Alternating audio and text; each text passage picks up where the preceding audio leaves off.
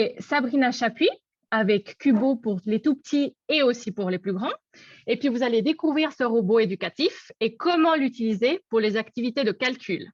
Donc, Sabrina, elle est enseignante en Suisse depuis 16 ans. Elle a une formation de semi-généraliste avec comme branche les maths, les sciences, les travaux manuels et l'approche du monde professionnel. Et puis, elle coach des équipes scolaires qui participent au concours de la First Legal League. Et puis, évidemment, elle collabore régulièrement avec des classes du primaire pour divers projets dans les projets de robotique pédagogique. Sabrina, tu es prête? Je suis là. Je ferme la porte. Super. Merci. Tout le monde a pu aller où il voulait, c'est ça? C'est bon? C'est bon, tu peux commencer. Le webinaire en italien est bon. Il n'a plus besoin de mot de passe. Ok, super.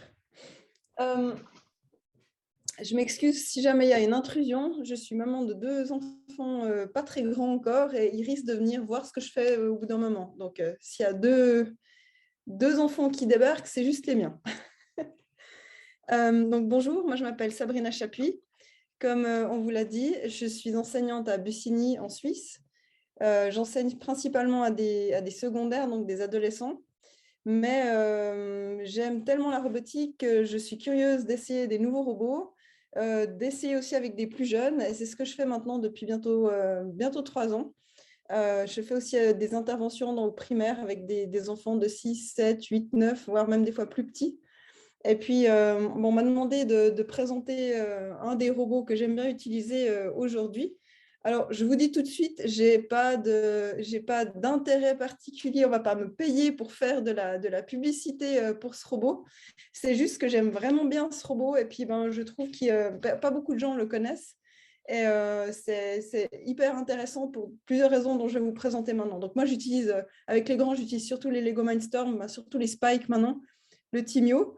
Et puis, avec les petits, la grande question qu'on me pose souvent quand je viens avec les robots, c'est oui, mais le problème, quand on veut faire de la robotique avec une bonne partie des robots, c'est qu'il faut un écran.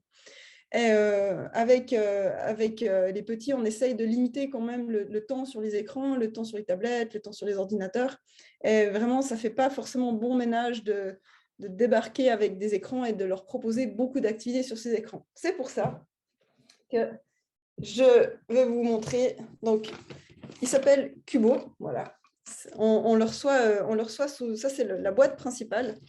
Et dans cette boîte, on a un petit robot où il n'y a absolument pas besoin d'avoir d'écran. Il se présente comme ça, donc d'où son nom Cubo. C'est une sorte de petit cube. On lui branche, on peut le charger avec une simple prise comme pour votre téléphone. Et on lui met simplement sa tête et il s'allume. Et il n'y a absolument pas besoin, voilà, il est content, il change de couleur, il fait des bruits, il est rigolo. Les enfants, en tout cas, ils se l'approprient très, très vite. Et puis, ce que je trouve absolument intéressant, alors, je vais essayer de faire ça, je suis depuis chez moi, donc je ne suis pas une grande pro des webinaires pour l'instant, mais dans la boîte qu'on reçoit dans la boîte de base, en fait, pour le programmer, ce qui est très, très intéressant, c'est qu'on reçoit des petites tuiles comme ça. C'est des petites tuiles à manipuler. Donc, ça veut dire qu'on peut coder, on peut commencer à faire un langage de code sans avoir d'ordinateur. On va proposer un chemin, par exemple, au Cubo. Je vais vous le montrer après. On le fait passer dessus, il enregistre, après on le démarre et on peut déjà faire des lignes de code, si on veut bien, comme ça. On peut le voir de différentes manières. On peut soit le faire suivre le chemin, soit après... Pardon, on va lui faire écrire la ligne de code vraiment à la suite comme on ferait sur un ordinateur. Et après, on peut le mettre sur un tapis de jeu. Je vous montre ça, j'ai fait une sorte d'aiguillage. Je ne sais pas si ça va fonctionner, j'espère. Et puis, grâce à ça, on peut faire plusieurs activités. Alors, j'ai une de mes collègues primaires qui l'utilise régulièrement pour justement l'approche des mathématiques. Alors, elle ne fait pas que des maths avec, mais ça lui permet d'atteindre certains objectifs, par exemple d'avoir un langage commun, d'avoir cette approche du langage informatique. Et puis, bien évidemment, j'ai vu un message dans le chat avant, comment motiver en fait les enfants qui n'aiment pas trop l'école ou qui ne se sentent pas forcément très à l'aise avec les mathématiques.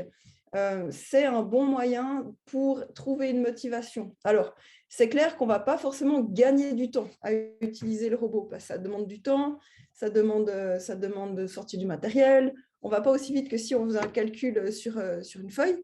Mais par contre, la motivation de manipuler, de trouver une solution, elle est souvent, c'est souvent une plus-value. Moi, j'aime bien dire qu'avec mes élèves, je ne fais pas des mathématiques, mais on fait des séances de résolution de problèmes et de recherche de stratégies. Et finalement, quand on aborde les mathématiques de ce point de vue-là, eh ben, on se rend compte que c'est tout à fait pertinent d'utiliser ce petit robot. Alors, ce que je vous propose, c'est d'essayer de vous montrer directement un exemple de comment ça fonctionne. Je vais juste voir si j'arrive à partager mon écran. Il faudrait juste que je puisse partager l'écran, si c'est possible. Donne-moi 2 secondes, Sabrina, je te donne les droits. Hop. Hop. Est-ce que tu peux essayer maintenant? On va voir si la technique nous suit. Oui, ça va être bon, ça va être tout bon. Ouf, super. Je crois. Je vais voir si ça marche. Est-ce que ça marche? Oh, c'est magnifique. Alors, je vous fais une copie de mon téléphone que j'utilise comme caméra, donc c'est du grand art. on sent l'expérience du confinement qui est passée par là.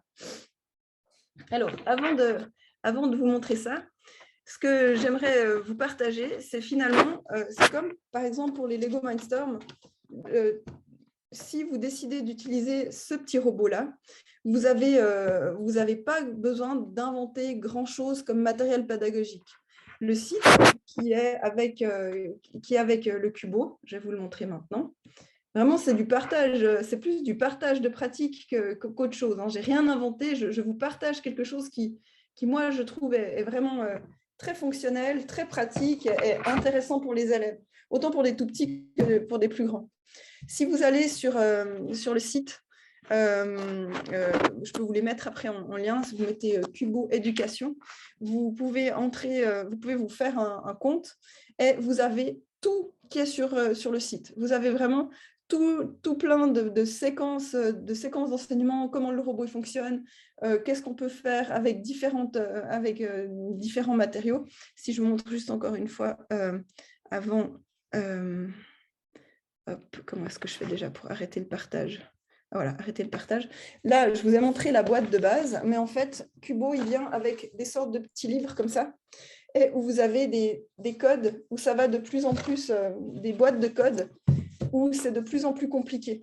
Alors, dans la boîte de base, vous avez des petites tuiles, comme je vais vous montrer après, où c'est simplement des déplacements avec une possibilité de faire une boucle répétée tant de fois.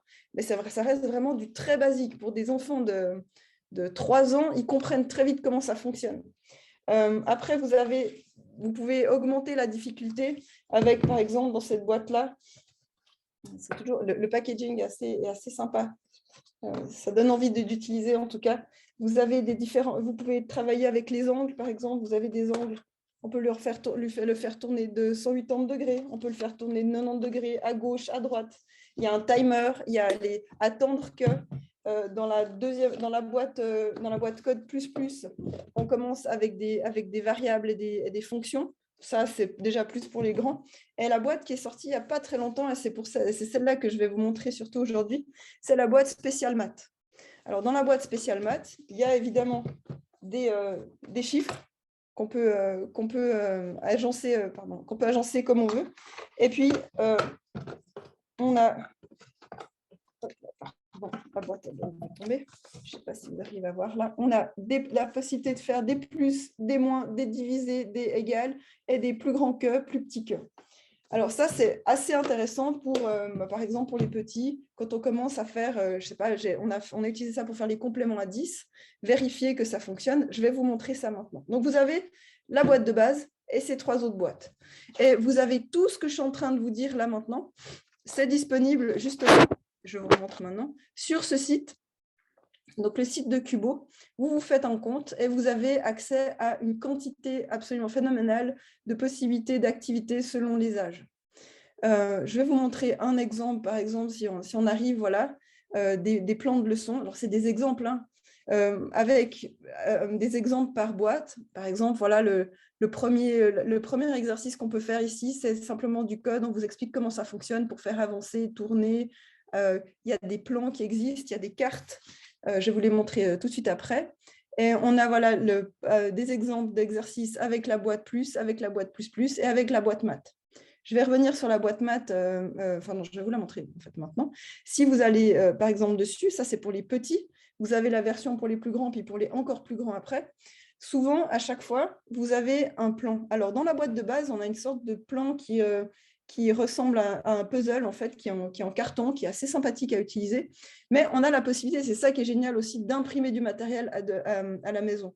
Alors ici, vous avez un jeu, un tapis de jeu, et vous voyez qu'il y a des chemins qui sont proposés, des activités sont proposées avec ces chemins. Je ne vais pas revenir là-dessus maintenant parce que je pourrais en parler pendant 2 heures. Mais ici, on va utiliser par exemple ce plan pour faire du dénombrement. Combien il y a de moutons, combien il y a de vaches, combien il y a de chevaux, combien il y a de tracteurs. Puis, on va proposer aux enfants, par exemple, de faire le nombre de chevaux moins le nombre de vaches et de vérifier, comme je vais vous montrer maintenant, avec le Cubo, est-ce que c'est la bonne réponse? Vous m'arrêtez si vous avez des questions. Donc, si je reviens en arrière, ce que je disais dans les petites activités, vous avez ici des cartes qui vous permettent de faire déjà des exercices où on vous dit, voilà, le nombre de jardiniers moins le nombre de poussins, et on va essayer de vérifier combien ça fait avec le Cubo, ce que je vais vous montrer maintenant avec ma magnifique installation. Alors, hop, iPhone, voilà, hop. Est-ce que ça fonctionne? Tout le monde arrive à voir quelque chose, c'est bon? Oui, on arrive à voir pour l'instant ta table. Alors, ici, le Cubo, je vous montre, je ne vais pas vous faire une démonstration de comment ça fonctionne en détail, mais c'est juste pour vous montrer comment ça fonctionne quand... Oups là, c'est parti. Attendez. Vous ne voyez plus rien, je pense, là, ou bien?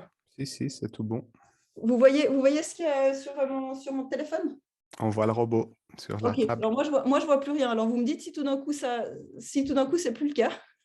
OK. Donc je vais pas vous faire une démonstration de tout ce qui est possible de faire parce que ça prendra un petit peu de temps. Mais par exemple, c'est juste pour vous montrer un exemple que les enfants peuvent faire. Au début, on leur donne simplement les petites tuiles. Ils les assemblent comme un petit puzzle comme ça. On prend le robot, on le met dessus et lui, il va lire en fait ce qu'il y a dessous. Attendez, voilà, hop. Je crois qu'en tout cas chez moi, l'écran s'est arrêté. Il n'y a rien qui bouge. Je ne sais pas si vous êtes en train de bouger, en train de montrer quelque chose. Alors, attendez, je vais recommencer. Parce que, mon ordinateur m'a dit qu'il n'était pas content. Connecté, il ne veut pas. Bon, c'est pas grave. Je pense que ça ne marche pas comme ça. Je vais faire autrement. C'est pas grave, on a l'habitude de se... Voilà. Ça va être très moche, mais c'est pas grave. Vous allez quand même réussir à voir quelque chose, je pense. Ce n'est pas du tout ce que je voulais faire. Mais là, vous arrivez à voir à peu près? Oui. Ok, alors, c'est pas du tout comme ça que je voulais faire, mais je voulais faire un truc joli. Mais on va s'en sortir. Désolée pour la piètre qualité de ma vidéo. Là, si vous avez le robot, ensuite, on peut le mettre dessus. Et puis, il va voir les briques et puis il va avancer. Et là, on peut voir simplement qu'il va faire les mouvements sur lesquels... Pardon, je n'ai pas fait le bon truc.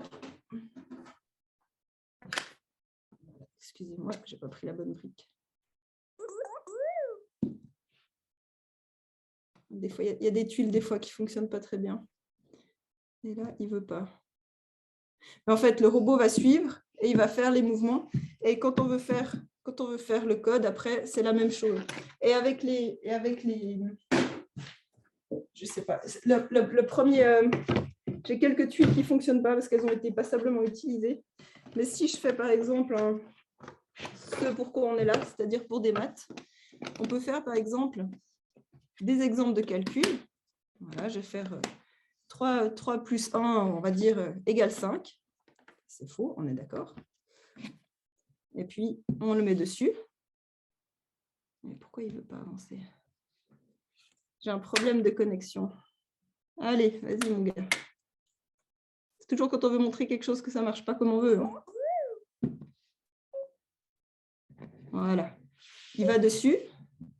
Il va regarder le calcul. Et puis si c'est faux, il va nous dire non, non, c'est pas possible. Ça ne fonctionne pas. Et si maintenant je mets la bonne réponse, alors, il faut juste que je cherche la bonne tuile.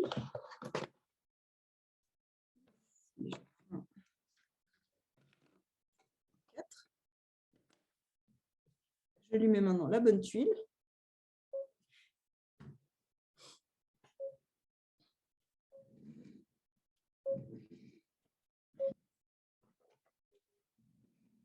Il est content, il montre aux élèves que c'est bon, que ça a fonctionné. Alors ici, ça, j'ai utilisé par exemple avec vraiment des tout petits qui apprenaient à faire pardon, je vais remettre dans le bon sens. Qui apprenaient à faire les compléments à 10, par exemple. Et puis, je leur ai simplement donné les tuiles et ils les mettaient dans le bon ordre. Et puis, ils vérifiaient leurs calculs comme ça. Une deuxième chose qu'on peut faire, justement, c'est avec ces petits tapis, on peut leur faire compter le nombre de vaches plus le nombre de poulets, et puis ils doivent mettre le calcul. Ça leur permet de faire une recherche sur le tapis, de savoir, de dénombrer, d'écrire le calcul à côté, et puis ensuite de vérifier leur calcul. Et en fait, c'est ça qui est amusant pour eux. Après, j'ai une de mes collègues qui m'a transmis une des choses qu'elle fait avec ses élèves. Alors, où est-ce que c'est? Attendez. Lequel est-ce que je vous ai partagé? Attendez, hop.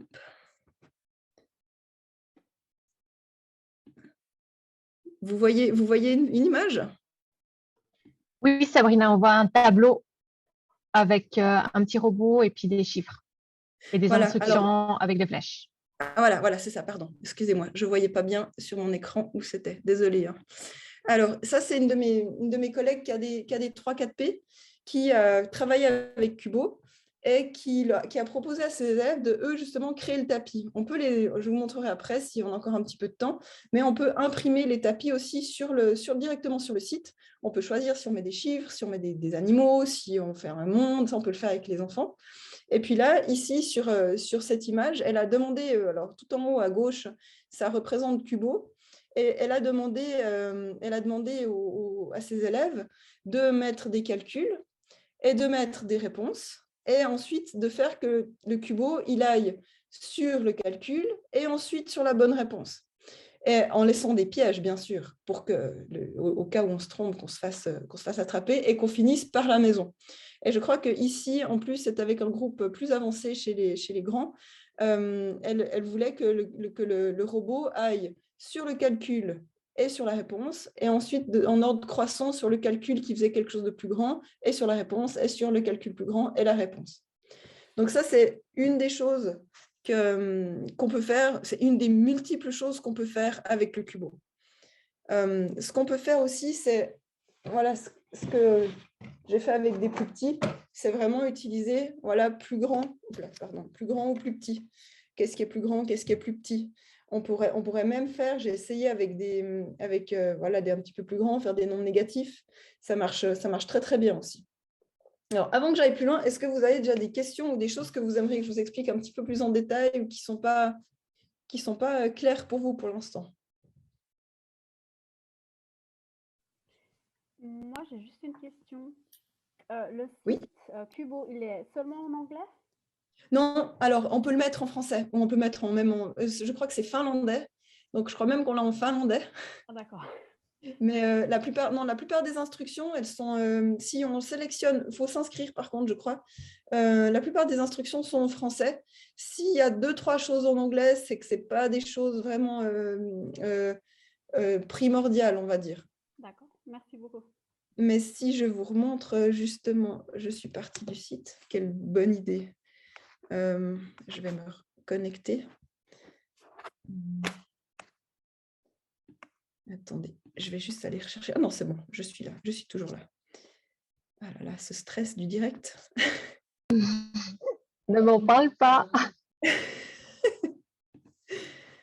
Alors, si vous allez sur le site, de nouveau, vous voyez, là en bas, on peut mettre en français. Voilà, il y a toutes ces langues.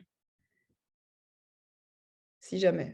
Même si vous parlez voilà, le néerlandais, le norvégien, je crois qu'il y a tout. Et ce qui est assez chouette de ce que je vous disais juste à l'instant, c'est que si vous allez donc sur la page principale, et vous avez à un moment donné un truc qui s'appelle MapMaker, c'est justement, vous pouvez créer vos propres tapis de jeu, soit en format A4, soit en format A3. Ça dépend de ce que vous avez envie d'utiliser. Alors moi, souvent, j'utilise le format A4 et je l'agrandis en A3 pour que ce soit la bonne taille du cubo. Et puis là, par exemple, on peut imaginer, c'est ce que des fois on décide en fait, parce que là on parle que du français, des maths, mais j'ai des collègues qui l'utilisent aussi pour le français, pour raconter une histoire, par exemple. Ça peut être, par exemple, voilà, on choisit la plage, et puis, je ne sais pas, on prend un petit crabe, il y a des palmiers, et puis il y a encore, voilà, on peut choisir d'autres choses. Il y a, voilà, on va dire, il y a des bananes qui sont abandonnées sur la plage, et puis on peut dire que Kubo, par exemple, c'est le petit crabe. Il doit aller chercher une banane pour aller ensuite se mettre à l'abri des palmiers pour manger quelque chose. Et puis, ben, ça fait une histoire. Ou alors, on peut laisser les enfants utiliser Kubo pour raconter justement une histoire. Il y en a qui aiment beaucoup utiliser l'espace. Voilà, les petits, souvent, les garçons principalement, aiment bien. Je ne sais pas pourquoi, voilà, ça ne marche pas. Ils aiment bien cette... Pourquoi d'ailleurs les garçons? Les filles aussi, elles aiment ça. Ils aiment bien celle-ci, celle de l'espace, avec le petit martien qui va visiter des planètes, qui prend sa fusée. Et puis en fait, ils proposent, eux, leur histoire. Et ce qui est intéressant, c'est qu'on a aussi des maths. On peut mettre, par exemple, on peut leur mettre ici, alors on va peut-être utiliser un fond blanc pour que ça soit mieux, mais on peut leur proposer, pour les tout petits, de nouveau, on peut leur proposer un calcul. Alors le égal, je ne sais pas où il est passé, je n'arrivais pas à le trouver, il y était avant, mais là, il n'est plus sur le site, mais j'aurais laissé comme ça, j'aurais rajouté peut-être un égal moi-même. Et puis, on va leur proposer ce calcul-là, et on va les laisser chercher eux-mêmes la réponse égale, égale 7, et puis ils vont mettre, eux, avec les petites tuiles, le 7, et si ça fonctionne, Kubo va être en vert, il va être tout content. Et si c'est faux, il va être rouge, il va faire la tête. Et puis voilà. Mais vraiment, le site, il est vraiment, vraiment complet. Si on parle d'un point de vue finance, Kubo, il n'est pas très onéreux par rapport à d'autres robots. On peut acheter la boîte de base, on peut déjà faire des choses avec. On peut acheter que la boîte de maths, que la boîte de code plus, que la boîte de code plus. Donc, vraiment, c'est à la carte. On pourrait dire aussi que c'est presque du local, vu que c'est fait en Finlande. Il y a pas mal de choses qu'on trouve aussi sur les réseaux, comme par exemple sur Instagram. On trouve, si vous allez sur YouTube, vous voyez des tas et des tas de vidéos qui présentent comment utiliser ce robot. Et il n'y a pas d'écran avec. Et ça, c'est, je trouve, le grand avantage. On prend le robot, on lui met sa tête, et quand il est d'accord de fonctionner, il fonctionne tout de suite, en fait.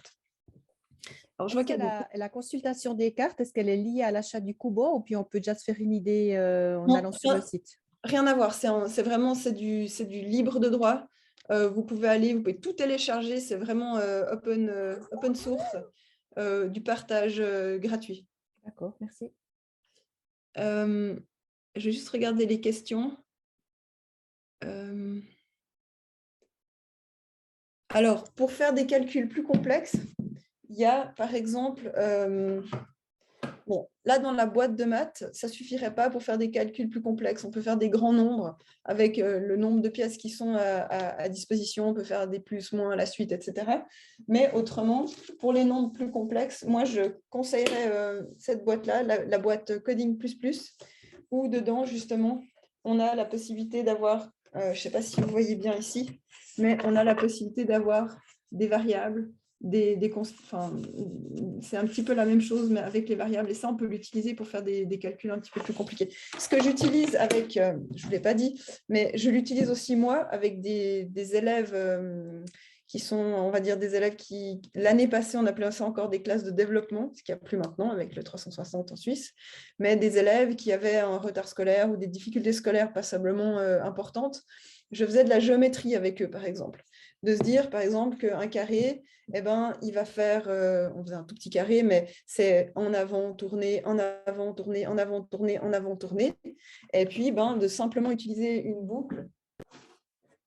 Je sors ici. On a cette petite... on peut faire une boucle, par exemple. On va utiliser ça en début.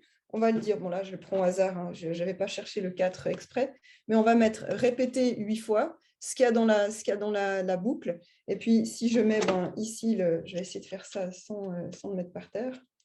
Donc, si je le mets comme ça, enfin, vous aurez compris, le avancer, tourner, il va le répéter 4 fois et ça permet de faire aussi un début de géométrie. On va aussi pouvoir utiliser après des angles, de savoir de combien, on va essayer par justement par les fonctions de combien on aimerait qu'il tourne, ce genre de choses par exemple. Pour les élèves plus grands de 9e, effectivement, c'est la boîte que je viens de montrer. Alors, ça ne sera pas forcément des maths, mais c'est vraiment l'approche de langage, d'algorithme. C'est plutôt voilà, de voir qu'il y a un langage commun à certains mouvements, vraiment de la pensée computationnelle et un début d'algorithme. C'est pas forcément ce qu'il y a de plus simple pour eux. J'ai essayé, hein, ça demande quand même de réfléchir à nous aussi, peut-être, si on n'a pas l'habitude. Mais c'est assez intéressant. Et vraiment, l'avantage, je leur dis, il n'y a pas besoin d'avoir un ordinateur. On sort la boîte, on sort le robot et on a tout sous la main. Il n'y a pas trop de petites pièces, donc c'est facile par rapport à des Lego, j'entends. On a moins de chances de perdre de pièces. C'est assez facile à voir qu'on a toutes les pièces. Donc, je dirais que ça, c'est une bonne chose. Bon, je verrais plutôt ça quand même. Je pense que des 9, 10, 11, ils ont assez vite fait le tour, par exemple. Mais c'est un bon challenge. Ce n'est pas que simple pour eux. Ce n'est pas « ouais, non, mais bon, c'est bon, ton petit robot, là, c'est pour les bébés. » Dès qu'on leur sort les boîtes avec justement les variables et tout ça, il faut quand même qu'ils se creusent un petit peu les méninges. Le rapport entre le tapis et les calculs. Alors, en fait, soit on peut le faire avancer sur le tapis pour qu'il aille chercher qu'il fasse le chemin. Enfin, on a plusieurs possibilités. Soit on utilise l'image que je vous ai montrée avant, comme a fait ma collègue. On note des calculs. C'est les élèves qui ont noté les calculs. Ils doivent coder le chemin avec ces petites tuiles pour qu'il aille sur le bon calcul avec la bonne réponse. Mais finalement, c'est l'enseignant qui va vérifier qu'il fait le bon chemin. Ça, le robot ne va pas le voir tout seul. Ou bien, on peut utiliser le tapis pour mettre les calculs comme je l'ai montré à l'écran avant, et les élèves vont vérifier la réponse. Ou bien, si vous allez sur le site et que vous prenez, par exemple, ce tapis, il y a des activités justement de dénombrement. Il y a, par exemple, une activité, ça va être les vaches plus les poussins. Donc, les enfants doivent compter, OK, 1, 2, 3, 4, 5 vaches. Ils doivent écrire le calcul 5 plus, je ne sais pas s'il y a 4 poussins, 5 plus 4 égale, et là, du coup, il faut qu'ils trouvent eux-mêmes la réponse, ce sera voilà, 9. Et si ce n'est pas bien calculé, si la réponse est fausse, Kubo va dire non, c'est faux. Et du coup, là c'est bon. Je vais plus faire trop long parce qu'on arrive bientôt à la fin. Oui, pour le nombre 256, effectivement, on peut mettre plusieurs pièces à la suite. Alors, on n'a pas 2000 pièces, hein, mais on a quand même un certain nombre de pièces. Si on fait qu'un calcul, on peut faire un très très gros calcul, mais si on veut faire plusieurs calculs à la suite, enfin plusieurs calculs en parallèle, on ne pourra pas en faire 10 000. Voilà. Est-ce que vous avez d'autres questions?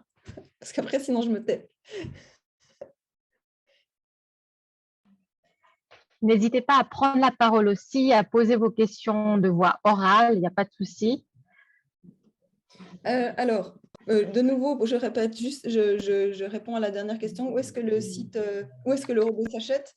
Alors, de nouveau, je ne fais pas de la publicité, mais on le trouve chez Educatech, par exemple. Educatech.ch. Oui. Juste pour savoir, vous l'avez utilisé avec des tout petits? Alors, j'ai fait des tests sur mes voisins. mon petit voisin de presque 3 ans a compris les petites flèches assez vite comment ça fonctionne. On l'a utilisé avec des enfantines. On l'a utilisé avec, là, principalement des 3/4e, avec qui ça va, ils comprennent très vite, en fait, comment ça fonctionne. Le prix, je crois que, je vais vous dire tout de suite, c'est pas excessif par rapport à certains autres. La boîte de base, elle est 218 francs et après, chaque extension est 50 francs. Donc, si vous achetez tout, vous en avez pour pas 400 francs. En sachant que, par exemple, en comparaison, en se disant, ouais, là, mon Dieu, c'est beaucoup, une boîte de Lego Spike avec l'extension, c'est passé 500 francs. Et en sachant que les pièces, on va vite les perdre et tout ça et tout ça. Je pense que c'est un bon investissement. Même si on veut juste la boîte de base, c'est tout à fait voilà, un Timio Bluetooth, enfin un Timio qui est connecté par Bluetooth, ben, c'est moins de 200 francs. Donc, ça revient à peu près au même, on va dire, avec des activités différentes, bien sûr.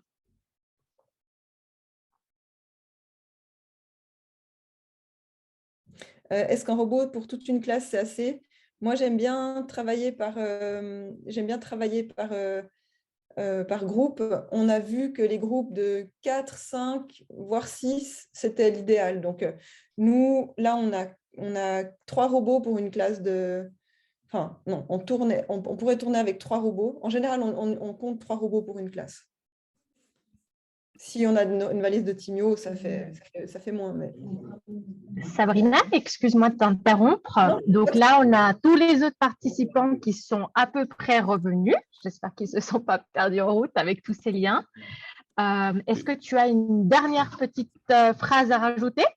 J'espère que je n'ai pas dit trop de bêtises et que ça vous a plu. Non, c'était parfait. Merci beaucoup, Sabrina.